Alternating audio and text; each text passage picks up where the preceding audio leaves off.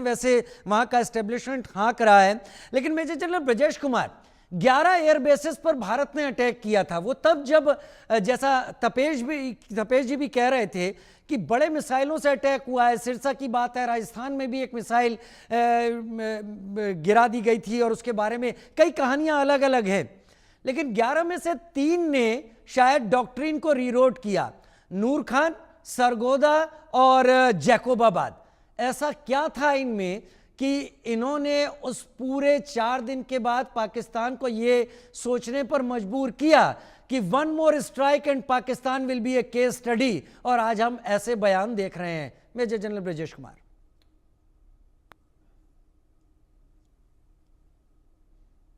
Sir unmute कर लें। Thank you. हाँ देखिए, बहुत ही विदित है, ये तीनों एयर बेसेस में है, वो काफ़ी डेप्थ में है। अगर हम क्या कहते हैं, पहला मीरपुर छोड़ दें तो काफ़ी डेप्थ में है। और स्वाभाविक है, यहाँ ये हमारे हिसाब से, अंदर की बात तो मुझे पता नहीं, कि ये स्ट्रेटेजिक टारगेट्स थे। तो स्ट्रेटेजिक टारगेट्स में आप पहुंच जाते हैं तो खतरा लगता है, उनको डर भी लगता है। और दूसरी बात यह है कि आमतौर पर दुश्मन, जो भी एक स्टेट होता है, सारी चीजें एक साथ नहीं रखता है। इसमें सरगोदा का महत्व काफी अच्छा खासा है। सरगोदा एयरबेस है जहां F-16 है जो कैरियर का काम करता है। थोड़े पश्चिम में जाए 60-70 किलोमीटर में, तो वहां पे न्यूक्लियर पावर प्लांट है, उनका न्यूक्लियर एनरिचमेंट फैसिलिटीज है। और 5-6 किलोमीटर पूर्व में आएंगे तो वहां उनके मैगजीन्स है। मैगजीन्स का मतलब वो जहाँ पे वो अपने आयुध रखते हैं, वो पहाड़ है, किनारा हिल्स का नाम, जगह का नाम है, जिसके अंदर रखते हैं। तो ये जब जगह आपको, उनको पता चलता है कि दुश्मन को मालूम है, और दुश्मन बड़ी परिपक्वता से बिना किसी चीज के झिझक के वहां पहुंच जाता है, दस्तक देता है, और कुछ बम वर्षा भी करता है। जैसे हम लोगों ने एक सॉफ्टवेयर ऑप्शन लिया कि एयरफोर्स बेस जो है उसके रनवे के ऊपर में 2-3 बम डाल दिए ताकि रनवे इनइफेक्टिव हो गया कुछ घंटों के वास्ते। जब इस तरह की हरकत होती है तो जानकारों को पता चल जाता है कि भाई देखिए कुछ यहाँ पे है। उसके अलावा भी, जैसे हमने पहले बताया था, कि इन सब चीज़ों का जो एयर वॉरफेयर सामग्री के मूवमेंट का थोड़ा बहुत सैटेलाइट से भी पता चलता है, और जो कि हमें, हमारा मानना है कि शायद चीन ने भी उसको खबर कर दी होगी। अमेरिका भी इस बात को देखता है। तो कहीं लड़ाई होता है तो जितने इंटरेस्टेड पार्टीज हैं अपनी अपनी योग्यता के अनुसार उस चीज की अनुभव करते हैं। तो जो जिस तरीके से ये आप देखें, इन 3 जगहों पे हमारा पहुंच जाना बिना झिझक के और बम वर्षा कर देना, बाय डिजाइन लीथल था, लीथल नहीं था, एक बहुत चीज दर्शाता है, ये बता देता है खबरदार। और हमारा एम वही था, डेटर का इंग्लिश में जो शब्द इस्तेमाल करते हैं हम लोग, पाकिस्तान को डेटर करना, मतलब खबरदार करना कि भाई सुधरो नहीं तो। ठीक है, इतना ही हमारा लेसन देना शायद। और वो मैसेज इतना गहरा चला गया कि उसके लिए बयान अब तक आ रहे हैं। अमजद भाई, क्या एक्सपेक्ट करना चाहिए आगे आने वाले कुछ दिनों में? पाकिस्तान मजबूरी में, या कहते हैं ना कि वो सुधरना आता ही नहीं, ऐसे किसी और हमले के लिए वेट करना होगा भारत को, या इंतजार करना होगा, पाकिस्तान करे बिना नहीं रहेगा?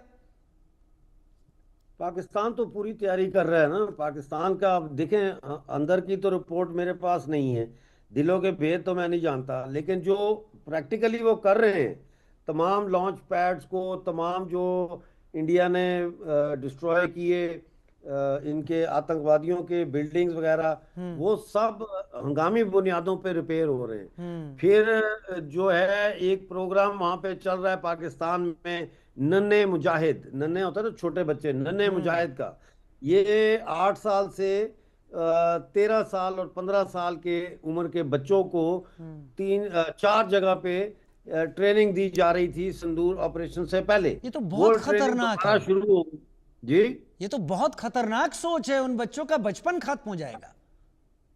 वो तो पूरे पाकिस्तान के बचपन खराब हो गया है, तो इन बच्चों का क्या बचपन खराब होना है। वो तो लोग भूख से तंग है वहां पे, जैसा आप कह रहे हैं आटा नहीं है, रोटी नहीं है, तो लोग कहते नन्हे हैं मुजाहिद, ये अभी भी चल रहा है काम। जी जी, नन्हे मुजाहिद का काम चल रहा है, 4 लोकेशंस पे चल रहा है, इंक्लूडिंग बावलपुर, मानसेरा, मुजफ्फराबाद और एक और जगह है जिसका भी मेरे ज़हन में नाम नहीं आ रहा, वहाँ पे चल रहा है। ये 3 महीने का कोर्स है। पूरा कोर्स 1 साल का है, लेकिन 3 3 महीने के इसके सेक्शन हैं।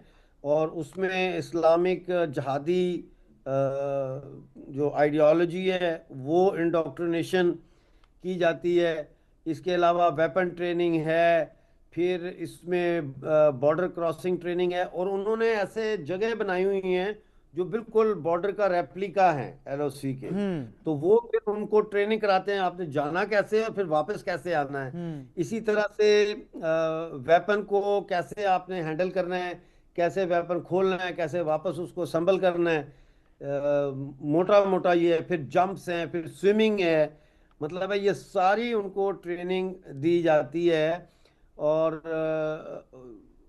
एक्टिंग की ट्रेनिंग भी दी जाती है उसमें, एक उसमें एक्टिंग की भी है किस कि किस फर्ज लिए? करें हाँ, वो इसलिए कि आप जब जाएंगे तो वहां आपने कैसे एक्टिंग करनी है कि आप लोकल हैं। अच्छा। अगर आपको पकड़ लें इंडिया की बीएसएफ या वहां की पुलिस या आर्मी पकड़ ले, तो आप एक्टिंग स्किल्स कि आपने कैसे जो है वो करना है, अपने अदाकारी करनी है कि भाई मैं तो आम बंदा हूँ, गलती से आ गया हूँ इधर, बहुत समथिंग लाइक दैट। तो बहुत। एक्टिंग की ट्रेनिंग, साइकोलॉजिकल ट्रेनिंग, ये सारी उनको दी जा रही है बच्चों को। नन्हे मुजाहिद पूरा प्रोग्राम है इसका, आप कहेंगे तो मैं आपको भेज दूंगा, पूरा वाकई सिलेबस है इसका। बहुत हाँ बहुत जी। बहुत खतरनाक रुख की तरफ आप ले गए इस चीज को। और पीओके को लेकर अगर आप आगे हम चर्चा करेंगे तो जरूर आपको इस पॉइंट पर मैं बात करना चाहूंगा कि अगर नन्हे मुजाहिद वो कर रहे हैं तो उन्होंने अपना जो यूथ है वो तो बर्बाद कर ही दिया है, अब वो अपना फ्यूचर भी बर्बाद करने की तरफ आगे बढ़ रहे हैं। लेकिन पाकिस्तान की तरफ से आ रहे बयान ठीक है, अच्छे हैं, उन्हें भी हकीकत पता है, हमें तो पता ही है। मेरे पास समय कम है, मैं माफ़ी चाहता हूं ग्रुप कैप्टन तपेश जी और संजीव जी, अगला सवाल आपसे नहीं ले पा रहा हूं। लेकिन आप सबने जो कुछ भी कहा मेरे दर्शकों ने समझा होगा आज के इश्यू को, आज की बातों को, क्योंकि आपसे बेहतर एक्सपर्ट और कोई नहीं जो इन मसलों को सामने रख पा